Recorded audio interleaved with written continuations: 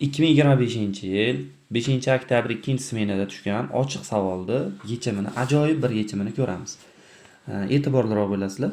Demak, x barobar 9 ayrilgan ildız ostida 9 minusdan ildız ostida x. Bitta belgilash kirita olamiz, ya'ni ildizda turgan 9 minus ildız ostida x ni y ga tenglab olamiz. Mana bu yerdan aniqlanish soha olib qo'yaylik, esimizdan chiqmasligi uchun.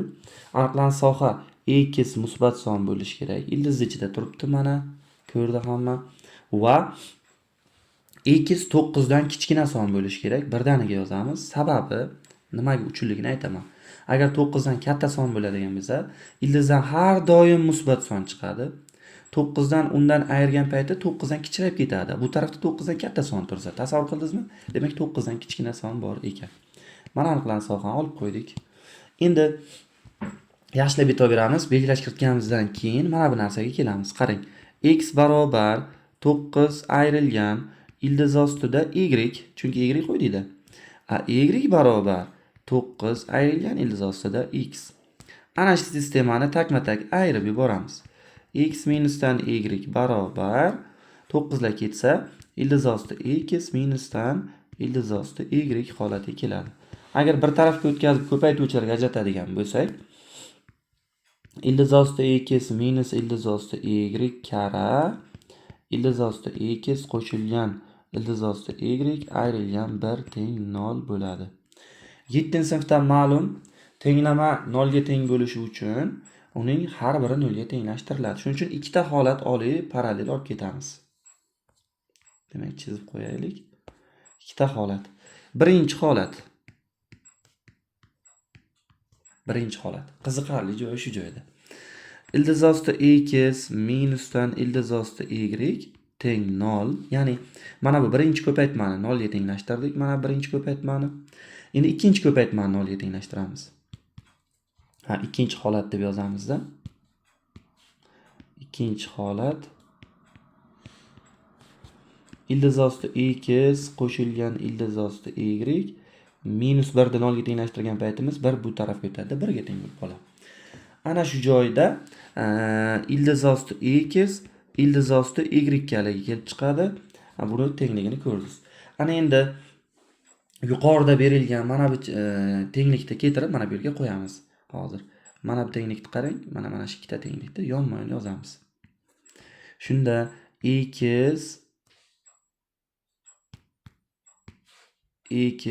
ayrilgan teng ekan. 9 minus ildız ostida y ildız ostida x teng ildız ostida y.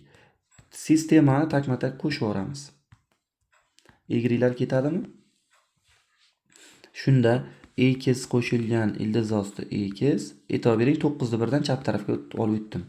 Ana oddiy x ga bog'liq kvadrat tenglama bo'ldi. Agar ildız ostida x ni a deb oladigan bo'lsak, shunaqada a kvadrat qo'shilgan a minusdan 9 teng 0. Diskriminant hisoblaydigan bo'lsak, 1 qo'shilgan 36 teng 37. 37 a1 ni topadigan bo'lsak, minus 1 qo'shilgan ildız ostida 37 taqsim 2 a2 ni topadigan bo'lsak, minus 1 minus ildız ostida 37 taqsim 2. Ikkinchi holatimiz yechimga ega emas.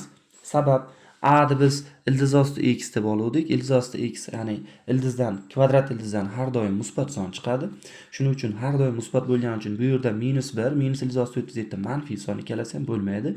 Va birinchi holatda biz a deb ildız ostida x olganimiz uchun ikki tarafni kvadrat ko'taramiz. X barobar kvadrat ko'tardik. Ildız ostida 37 minus 1 taqsim 2 ning to'la kvadrat.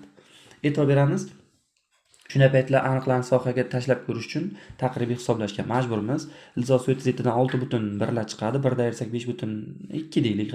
Uni 2 ga bo'lsa 2,6. 2,6 ning kvadrati albatta 9 dan kichkina. Shuning uchun yechimga ega bitta yechimimiz chiqdi.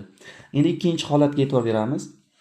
Ikkinchi holatni yechish uchun ham mana shu tenglikni keltirib qo'yamiz yonma-yon.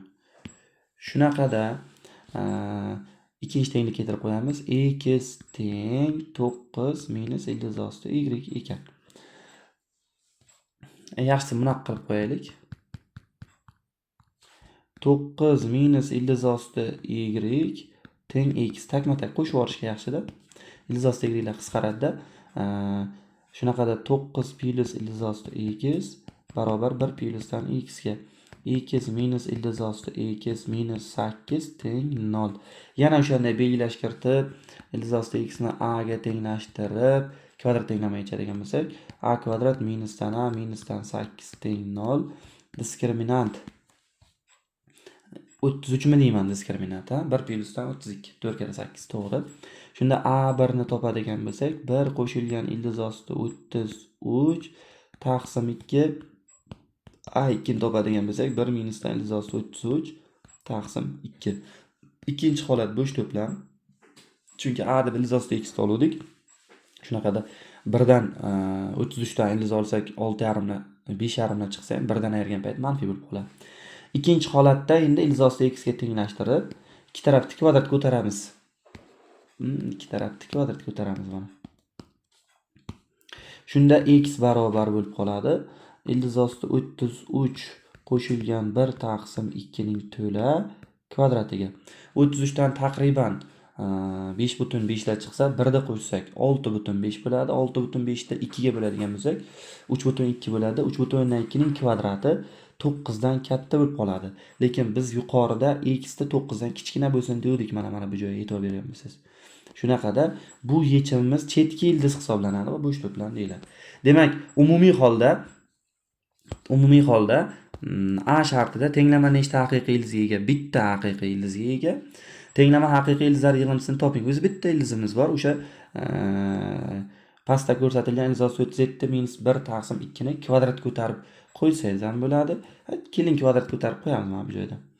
Demak, kvadrat ko'taradigan bo'lsak, mahrajda 4, tepada ildez osti 37 ning kvadrati 37 minus 2 langani plusdan 1. 2 ga qisqaradigan bo'lsak, mahrajda 2 qoladi. Tepada 18 minus ildez osti 37 qoladi. Imtihon kirgan paytda bu holatda, ya'ni kvadrat holatini yozsangiz ham xato hisoblanmaydi. Mana kvadrat ko'tarib qo'ysangiz ham xato hisoblanmaydi. 18 minus ildez osti 37 taqsim 2. 18 minus ildez osti 37 taqsim umumiy 2.